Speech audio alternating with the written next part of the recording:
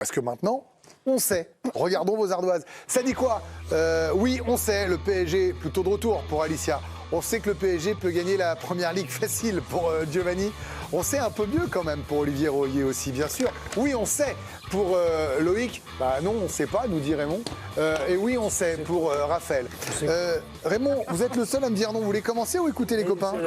On sait quoi? Bah, on sait qu'ils sont de retour. Je sais bien. L'idée, c'était de dire qu'hier, on va savoir si le PSG avait le niveau pour aller au bout briller en Ligue des Champions. Soyons réalistes. Qui peut me dire que dans ce match-là, l'écart entre les deux équipes, il est de 3 buts? Bah, à la fin du match, c'est ce qui s'est passé. Oui, la fin du match, sur 2-3 actions d'éclat, sur quelques contres. C'est le foot, ça. Mais le match, on a eu peur pendant 1h15. On se disait, moi, à chaque fois qu'il y a eu une possibilité de ballon en profondeur, il y a eu des boulevards qui se sont ouverts défensivement. On ne peut pas dire que cette équipe, elle nous inspire une sérénité pour dire c'est une équipe qui va être championne d'Europe. Est-ce que justement, il n'approuve pas finalement, Luis Enrique, plus de déséquilibre que l'an dernier? Est-ce que le déséquilibre ne fait pas partie de cet effectif? Le déséquilibre, il vient de la qualité du pressing. S'ils ne peuvent pas presser, on a vu des actions sur les ballons. Ils ont mieux pressé que les matchs d'avant quand même. Sur le ballon, sur le côté, où ils sont partis en profondeur. Mais les 1 contre 1, ils ont fait appui, remise, profondeur. Ils l'ont fait 3-4 fois et c'est parti dans le dos. Des boulevards. Vous ne trouvez pas qu'ils ont mieux pressé que les matchs précédents? Par exemple, contre Monaco, le pressing était inefficace. Pas du tout d'accord avec Raymond. Mais pour le coup, sur la notion de peur, déjà, hier, je trouvais qu'avant le match, on en faisait des caisses sur Chelsea. Je suis désolé s'ils prennent 3 buts en fin de match. C'est parce qu'ils passent leur temps à se disperser. Le 5e, ils le prennent parce qu'il y a Pedro Neto qui vient balancer un ramasseur de balles et que du coup, ils sont plus concentrés et ils prennent une contre-attaque derrière. Si cette équipe, elle est aussi immature et qu'elle se gâche avec mauvaise gestion, la nervosité, c'est de la faute de Chelsea. Et moi, alors, tu es d'accord avec moi? Tu dis, la faiblesse de Chelsea, en plus, tu insistes sur cette faiblesse. Donc, ils sont faibles et ils ont quand même mis 2 buts. Après, il faut battre les gars qu'on vous propose. Le gardien de but fait 2 arrêts miraculeux, dont un sur le deuxième but de un gardien Puyol, il s'est prié pour faire les arrêts. Il a miraculeux. Ok, mais juste sur le déséquilibre d'hier, pour le coup, Luis Enrique a changé des choses. Il avait organisé son équipe pour aller chercher Chelsea très haut, assumer un déséquilibre avec des zones de presse et du 1 contre 1 qui étaient assumées. Il a tenté quelque chose, ça a réussi. Voilà. Après, il a fait comme Chelsea. Voilà, Chelsea fait la même chose. Il faut arrêter de. Hier, on disait équipe miroir. C'est exactement la même chose. Il faut arrêter de croire que l'an passé, il ne concède pas des occasions. Bien sûr, Donnarumma, il les sauve à Birmingham face à Villa, il les sauve au Parc face à Arsenal. C'est une équipe qui a vécu sur le déséquilibre aussi. Bien sûr. Non mais il ne faut pas oublier, parce qu'il y a eu tellement de matchs fabuleux qu'ils ont beaucoup souffert à un moment. De toute façon, vous ne gagnez pas avec des champions sans souffrir. Hier soir, moi, ce que j'ai aimé d'abord, c'est les 25 premières minutes quand même, qui étaient hyper agréables et très belles. Mais surtout, quelque part, ils m'ont un tout petit peu rassuré par rapport à ce qu'on a vu en Ligue des Champions depuis le début. Et surtout depuis 4-5 matchs. Il faut arrêter. Pas depuis le début, Olivier. Comment? Ils avaient bien démarré, puis depuis 5 matchs, c'était pas bon. Barcelone, c'était génial, par exemple. Ouais, mais il a raison, il veut dire depuis le Sporting ou ces équipes-là. Il y a quand même des choses qui nous ont fait peur, il y a des choses où on s'est dit, mais qu'est-ce qui se passe au PSG? Il y a des trucs qui vont pas bien. Et là tu as eu un moment où tu te sentais bien. En revanche, il y a quand même des manques. Alors, je ne sais pas si c'est des équilibres voulus par Luis Enrique, mais quand tu vois le but que marque Gusto, il y a quand même un gros problème. C'est une erreur. Il y a 3 erreurs. Il y a 3 erreurs. Mais on parlera des joueurs après. Il y a quand même un problème au niveau du marquage, de l'attention. Et moi, c'est ce qui m'a beaucoup gêné, c'est que j'ai trouvé dans ce match hier soir que dans l'attention, il y avait des manques. C'est-à-dire qu'il y avait des joueurs qui étaient... alors, je ne sais pas s'ils étaient en train de rêver ou quoi, Niquez, mais j'ai trouvé que leur placement n'était pas bon, j'ai trouvé que le repli n'était pas bon, et ça m'a inquiété un tout petit peu. Après, en étant des erreurs d'inattention gagnées 5-2 à 8e de finale, c'est plutôt pas mal quand même. Après, le problème, il est que Chelsea, excuse-moi. Après, il faut battre les adversaires qu'on vous donne. Mais aucun souci là-dessus. Mais moi, ce qui m'inquiète, alors pour revenir sur Chelsea, et le football anglais en général, regardez comment ils ont fait tous. Ils sont à la rue. Alors je ne sais pas ce qui se passe là, mais ils sont tous 0 sur 6, il l'a dit, Raph. Mais bon, voilà, en tout cas, non, le PSG, moi, je trouve qu'ils... C'est mieux. Ils m'ont fait... C'est pour ça que je dis un peu mieux, parce qu'effectivement, il est vrai, parce qu'il faut quand même noter, parce que je ne sais pas si vous l'avez dit, etc., mais Dembélé, quand il marque son ballon, il est quand même touché par... Ça passe entre les jambes. Ah ouais, mais c'est touché par le défenseur, ça surprend le gardien. Mais je regrette. Effectivement, je reviens à ce qu'a dit Raymond sur l'arrêt de Sofonov sur la frappe de... Après, il est payé pour ça. Il ne réussit pas le premier, il réussit le second. Mais aucun souci, c'est pas le problème. Mais voilà, tu vois... Oui, vous avez raison. Moi, je pense, je vais vous dire, parce que je ne rentre pas dans le débat, mais je pense que là, on est dans un tournant du match et de saison possible, espérons pour le PSG, parce que ça peut faire 2-1, 1-2 sans problème, et dans la seconde, ça fait 2-1. C'est l'histoire du foot, Greg. Ah ouais, mais, eh ben oui, mais le foot a des tournants. Le crochet de Barcola contre City, c'est l'histoire du foot, je vous dis pas le contraire. Je dis juste que c'est des moments marquants. De temps en temps, si on prend PSG Inter, c'est le match parfait. Il y en a combien dans la saison des matchs comme ça? Mais je suis d'accord avec vous. Non, c'est pas un match parfait hier. Franchement. Non, contre Inter. Je trouve vraiment Olivier sévère quand même. Sur les enseignements, parce qu'en fait, si on pose la question maintenant on sait, c'est qu'il y a des enseignements à en tirer et à en prendre. Sur le plan offensif, vous en avez parlé, sur le plan défensif.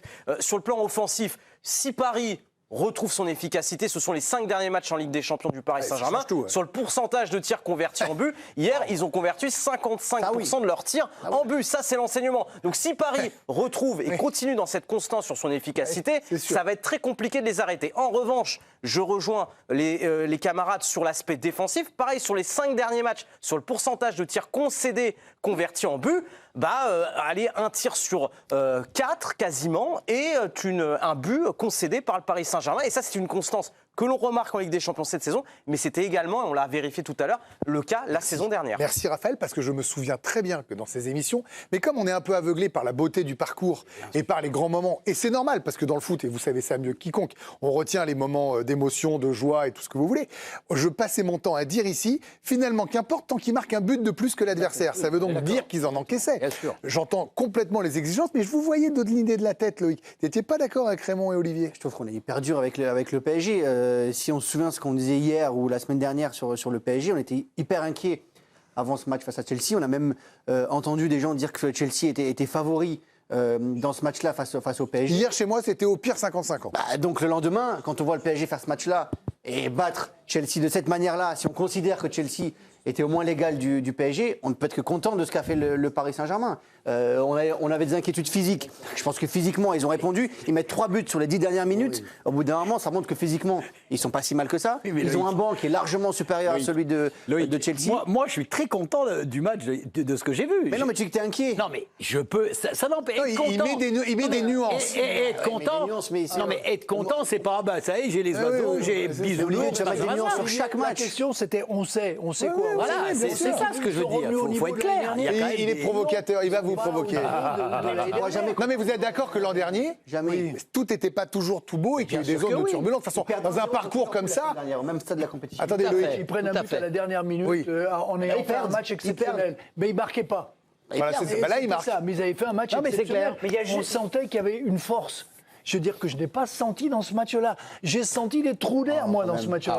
Des espaces derrière. Non, c'est pas... Non, mais là, Gio, il a raison. Il y a un moment, à 2-2, à aucun moment, on imagine que ça fait un 5. Et bravo à Paris. Moi, t'imagines que ça fait 5-2 Vous imaginez, par exemple, ça fait 5-2 pour Chelsea? Non, attendez. Je dis... Loïc, ne me faites pas dire que vous êtes un fou furieux. J'ai pas dit ça. Je dis à 2-2, légitimement, il y a très peu de gens qui sont allés parier une victoire 5-2. Et je dis, bravo de l'avoir fait. Mais on a le droit de dire avec 2-2. Simplement, et Raymond, c'est intéressant quand il parle du match face à Liverpool, parce que dans le contenu de la rencontre, c'est avec la finale face à l'Inter, le plus beau match du PSG la saison passée. Ils le perdent dans le contenu, c'était exceptionnel. En revanche, ce qu'on sait, puisque c'est votre question, Grégory Hacher, la double confrontation... Attention, Giovanni Castaldi.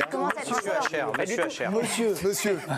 Pour vous, c'est monsieur. Et à 2 doigts de général. Oui, bien sûr. Ce qu'on sait sur la double confrontation face à Monaco et sur le premier match face à Chelsea, c'est que c'est une équipe qui parfois peut être inquiétante par séquence sur l'aspect défensif, sur l'aspect physique. En revanche, je trouve que psychologiquement, et le terme de Luis Enrique, il est très bon pour quelqu'un qui ne parle pas très bien français, la résilience, la résilience, ça caractérise cette équipe. Et parfois, quand on a un peu moins de jambes, avoir un mental et jamais douter, ça peut faire des grandes choses. Je crois que tout le monde est d'accord avec ça. Quelle résilience hier, ils n'ont pas été menés? La résilience, c'est quand été rejoints à chaque fois. Ils ont été rejoints à chaque fois, Louis, ça peut faire douter. Tu sombres pas quand... Moi, je trouve admirable qu'il ait même utilisé le mot, parce que ça veut dire beaucoup de choses. Il dit ça aussi par rapport au dernier match qu'ils ont fait. Face à Monaco, ils sont menés 2-0. Giovanni, pour rejoindre ce que vous disiez, il y a aussi un autre point intéressant, c'est le banc qu'apporte le Paris Saint-Germain. On a relevé une statistique, et ça c'est assez dingue, avec le but par exemple, le doublé d'hier de Kvaratskhelia. Le Paris Saint-Germain, cette saison en Ligue des Champions, ça faisait un petit moment, est la première équipe à inscrire 9 buts grâce à ses remplaçants. Il y a eu le Doué, l'entrée de Doué, depuis Kaiserslautern lors de la saison 90-99. Les sorties de banc et les joueurs décisifs qui sortent du banc font un bien incroyable au Paris Saint-Germain cette saison. Les joueurs, on va en parler dans un instant, mais avant... la qualif n'est pas encore assurée parce que Alicia a décidé qu'on allait avoir peur. Voilà. Oui, moi j'aime bien vendre la peur. Alors là, on est très enthousiaste en Vous avez plateau parce changé, que ça a fait 5-2 hier. Mais attention à Chelsea qui a réalisé des exploits par le passé.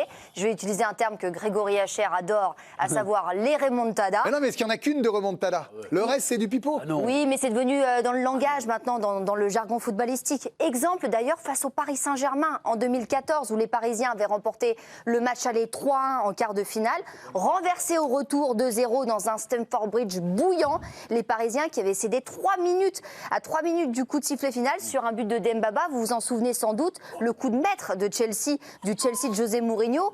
Autre exploit, c'est celui de 2014 face à Naples, corrigé 3-1 à l'aller. Ils avaient 23% de chance de se qualifier. Un quart de chance, quoi. Ils sont allés le faire. 2012, pardon.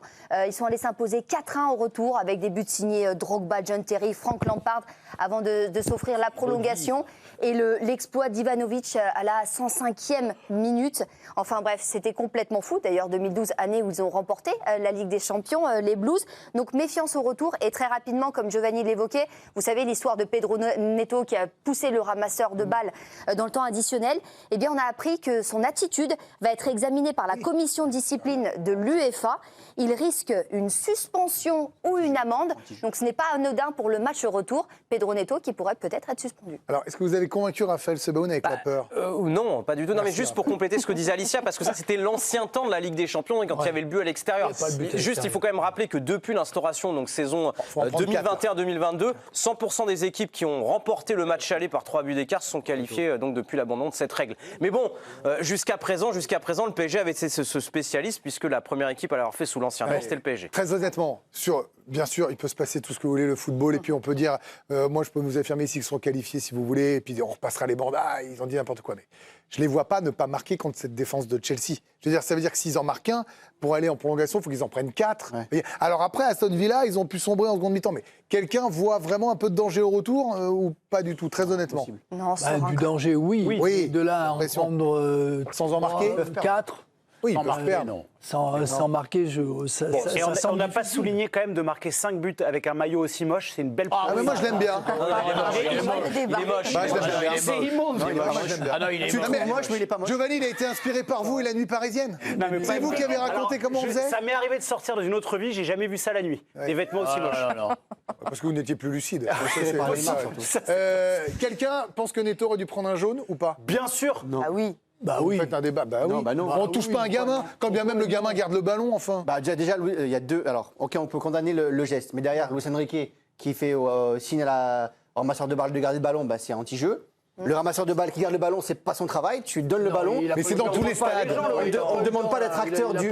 Loïc, je suis pas d'accord avec vous, je viens pas vous mettre un coup de boule. Non, mais on lui demande pas d'être acteur du jeu en fait, au ramasseur de balle. On lui demande de lâcher le ballon dès qu'on a besoin. il a pas eu le temps. À la Et limite, derrière, il arrive, pas eu le temps. et en plus, il simule parce qu'il veut. Non, C'est mais un joueur, c'est un joueur d'association qui simule en se tenant la gorge. Non, mais vous êtes un temps. zinzin. Ah, mais c'est vrai, même si c'est un C'est petit. marrant. Moi, à la télé, C'est pas parce que c'était c'est un carton petit que c'est rouge. bon. Mais non. Bah oui, je suis Ah, pour d'accord. moi, c'était carton rouge. L'anti-jeu, c'est lui qui le fait, c'est le Ah non, petit. mais mais je m'en fous, il n'y a pas à c'est discuter. jaune pour le T'as ramasseur. pas le droit de gamin. faire ça, c'est interdit de faire ça. Bah, c'est interdit de garder le ballon. C'est carton rouge. Non mais je vais vous dire, en plus, parce que s'il avait pris un jaune Neto, il n'était pas là au retour. Et quand on voit le poison que c'est Ouais, bah, pour il aurait Marquinhos dû- notamment. Non mais plus sérieusement, alors moi j'ai pas bien vu l'attitude de Luis Enrique. Dans ce cas-là, carton jaune à Luis Enrique, effectivement, qui bien n'a sûr. pas à faire ça, mais Bien c'est sûr. carton jaune également pour Pedro Neto. Je veux dire, on ne pousse pas les gens qui sont pas acteurs du Contre jeu. une rambarde non, mais de là Pogba, c'est une question Non, de bon en sens plus, quoi. Si ça avait été vraiment long, qu'il garde le ballon, mais là, c'est presque. C'est il 5 n'a pas eu le secondes. temps, il s'est jeté dessus. Non, il le garde un peu. Disons qu'en fait, il a le ballon, et au lieu de le redonner tout de suite quand il le Il ne réclame. pas lui donner à lui. Bon, après, voilà. Il n'y a aucune circonstance atténuante. En fait, on ne pousse pas les gens qui sont au bord de la pelouse, point barre. Et encore moins un enfant.